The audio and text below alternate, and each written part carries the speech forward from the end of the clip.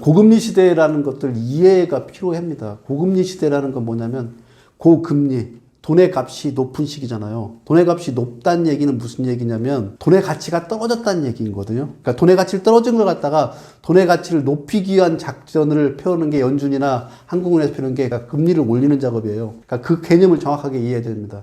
이 개념을 이해하려면 뭘 이해해야 되냐면 돈과 통화라는 것들의 차이예요. 사람들은 모르는데 머니와 코렌시라고 이걸 갖다 같은 걸로 생각하는데 같은 게 아니에요. 돈하고 코렌시는 차이입니다. 돈은 가치가 불변하는 것들이에요. 근데 코렌시는 가치가 변해요. 지금처럼 고금리 시대라는 얘기를 한다고 그러면 뭐냐면 돈의 가치가 땅바닥에 떨어진 거예요. 그 얘기는 무슨 얘기냐면 물건 하나 만약에 펜이 있다면 이 펜이 1,000원이었는데 이 1,000원이 1,500원으로 올라갔어요. 그러면 무슨 얘기냐면 돈의 가치가 이 사용의 가치는 똑같은데 돈의 가치가 500원이 더 떨어진 거라고 보면 딱 맞는 얘기거든요.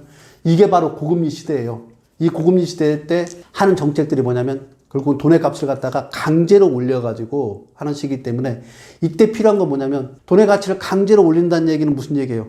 돈의 가치가 이제 올라간다는 얘기잖아요. 그러려면 돈을 가지고 있어야 돼요. 돈이라고 하는 것들은 뭐냐면 흔히 말하는 목돈이라고 칭하는 거대한 돈들, 이런 돈들을 가지고 있어야 됩니다. 이 거대한 돈들을 가지고 있는 부분들과 두 번째 부분은 여러분들이 좀 폄하하는 부분 중에 하나인데 월급이 이제 고정적으로 나온 돈이잖아요. 이 고정적으로 나온 돈들이 이 시대는 중요합니다. 그래서 강남에 100억을 가지고 있는 부자들이 이 고금리 시대에는 훨씬 살아가는데 훨씬 편리하고요. 이건 이제 목돈이 되겠고요. 그리고 대기업에서 고정적인 월급을 받고 있는 사람들이 이런 고금리 시대는 살아가기 편해요. 그래서 목돈을 가지고 있든지 고정적인 돈을 가지고 있든지 이런 현금 자산을 확보하는 것들이 첫 번째 부분이고요.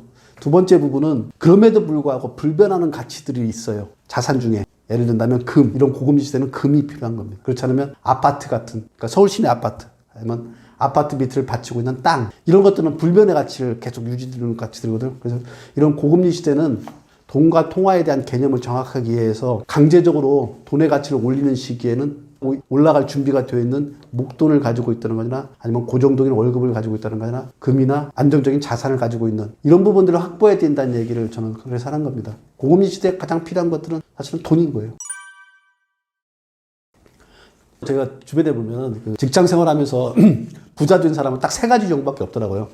첫 번째 유형은 승진을 거듭해가지고 대표이사 되어서 월급을 많이 받아서 부자가 되는 경우가 첫 번째 부분이고요. 근데 이런 사람은 거의 드물잖아요. 근데 이런 사람들이 뭐 주변에 이제 대표이사들 출신들이 있으니까 그런 분들이 최소한 이제 뭐 50억, 100억 정도 이렇게 자산을 다 가지고 있더라고요. 월급이 뭐 10억, 20억 받는 월급들이 되기 때문에 그분들은 그 정도의 자산을 충분히 유지할 수 있을 만큼 듭니다. 그렇게 해서 월급쟁이가 부자가 되는 방법이 첫 번째 부분이에요. 두 번째 부분은 월급쟁이 하다가 일을 열심히 해가지고 사업의 노하우를 갖다가 하나 가지고서 중간에 나오는 사람들이 부자가 되는 경우가 많아요. 그러니까 뭐 제 친구 같은 경우에는 육류를 하고 있는 회사에 다니다가 거기 나와서 육류 회사를 자기가 차려가지고 그 차린 걸 가지고서 지금은 부자가 돼서 살아가는 사람이 있습니다. 세 번째 부분은 월급쟁이 하면서 부동산으로 재테크하는 사람, 뭐 저와 같은 사람이나 그 제 선배 중에 한 분은 이분은 워낙 그때부터 사실은 부동산 재테크에 노하우 있어가지고 자기가 가지고 있는 월급의 일부를 가지고 계속 투자를 해와서 그래서 그분도 부동산을 가지고서 재테크해서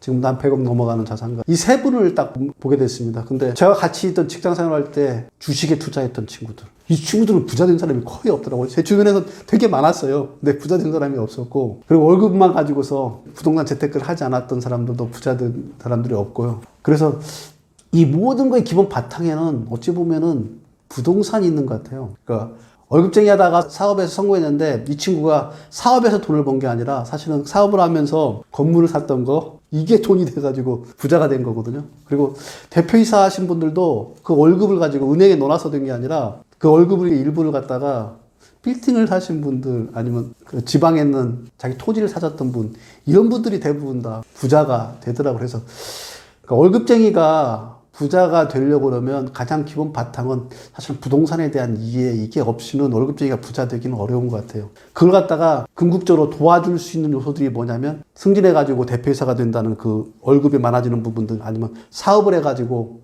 그쪽을 투자할 수 있는 자금을 만든다는 거 아니면 재테크를 통해서 오랫동안 종잣돈을 모아올 수 있는 그런 짠테크를 하는 거 이런 것들이 바탕이 되는 것들을 부동산을 갖다가 밀어줘서 재테크가 성공해서 부자가 되는 경우들이 제가 주변에 봐왔던 부자들입니다. 대한민국에서 직장인으로 부자가 되려고 그러면 사실은 부동산 재테크에 대한 것들 이해 없이는 불가능한 것 같아요.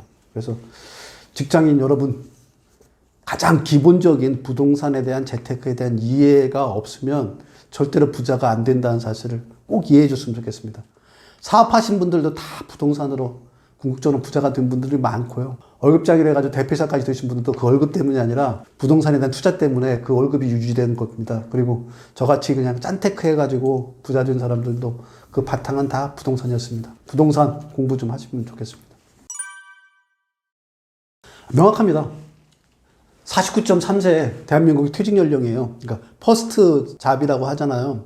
퍼스트 잡을 끝내는 시기가 49.3세예요. 그 다음에 이제 세컨드리 잡을 하는데, 세컨드리 잡은 재취업이라고 표현된 데는 비참해요. 아마 이런 부분에 대한 것도 유튜브 쪽에서 많이 들었을 테니까 뭐 제가 굳이 설명 안 하도록 하겠지만, 재취업 시장은 한마디로 말하면 패션 시장이에요. 패션 시장에 뭐냐면 제가 유니클로에 가서 옷을 사는 거와 똑같아요.